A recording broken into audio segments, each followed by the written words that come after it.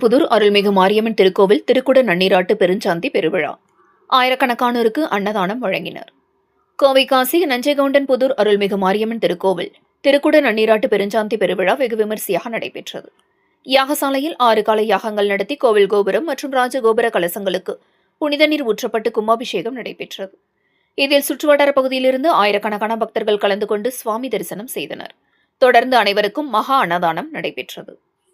கோவை காசி புதூர் பகுதியில் அமைந்துள்ளது அருள்மிகு மாரியம்மன் திருக்கோவில். இக்கோவிலில் விநாயக பெருமான், முருகப்பெருமான், ஆதிநாராயண பெருமாள், அபிராமி உடனமர், அமிர்தகடேஸ்வரர் உள்ளிட்ட பரிவார தெய்வங்கள் அருள் பாலித்து வருகின்றனர். இந்நிலையில் கோவில் புனரமைக்கப்பட்டு திருக்குட நன்னீராட்டு பெருஞ்சாந்தி பெருவிழா 12 ஆண்டுகளுக்கு பிறகு விமரிசையாக நடைபெற்றது. இதில் கடந்த ஞாயிறன்று மகா கணபதி ஹோமத்துடன் திருக்குட நன்னீராட்டு பெருவிழா நிகழ்ச்சி தொடங்கியது. திங்கட்கிழமை பஞ்சகவிய பூஜை, மூர்த்தி ஹோமம், சாந்தி ஹோமம், தீபாராதனை நடைபெற்றது. தொடர்ந்து சுப்பிரமணியம்பாளையம் அருள்மிகு மாரியம்மன் திருக்கோவிலில் இருந்து முளைப்பாரி மற்றும் தீர்த்தக்குடம் அழைத்து வருதல் நிகழ்ச்சி நடைபெற்றது. தொடர்ந்து முதற்கால வேள்வி பூஜைகள் நடைபெற்றது. புதன்கிழமை 2ஆம் கால வேள்வி மற்றும் 3ஆம் கால வேள்வி யாகங்களும் நடைபெற்றது. அதேபோல் வியாழனன்று 4ஆம் கால வேள்வி, 5ஆம் கால வேள்விகள் நடைபெற்றது. வெள்ளிக்கிழமை 108 மூலிகைகளைக் கொண்டு 6ஆம் கால வேள்வி நடைபெற்றது. இதனையடுத்து புனித நீர் கலசங்கள் கோவிலை சுற்றி ஊர்வலமாக எடுத்து வரப்பட்டு கோவில் மூல கோபுரம் மற்றும் ராஜகோபுர கலசங்களுக்கு புனித நீர் ஊற்றப்பட்டு திருக்குட நன்னீராட்டு பெருஞ்சாந்தி பெருவிழா நடைபெற்றது. தொடர்ந்து அம்மனுக்கு சிறப்பு அலங்காரங்கள், பூஜைகள் நடைபெற்றது.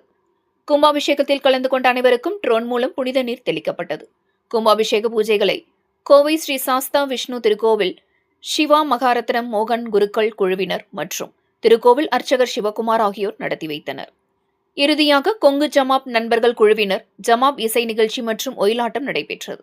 இவ்விழாவில் மங்கள இசை, கேரள செண்டை மேளம் மற்றும் விருந்தீஸ்வரர் திருக்கோவில் சிவவாதிய இசைக்குழுவினரின் இசை உள்ளிட்டவைகள் இசைக்கப்பட்டது. இந்நிகழ்வில் பல்வேறு அரசியல் கட்சி பிரமுகர்கள் உள்பட சுற்று வட்டாரங்களிலிருந்து திரளான பக்தர்கள் கலந்து கொண்டனர். தொடர்ந்து ஆயிரக்கணக்கானவர்களுக்கு அன்னதானம் வழங்கப்பட்டது. இதற்கான ஏற்பாடுகளை கோவில் நிர்வாகிகள் மற்றும் பொதுமக்கள் செய்திருந்தனர்.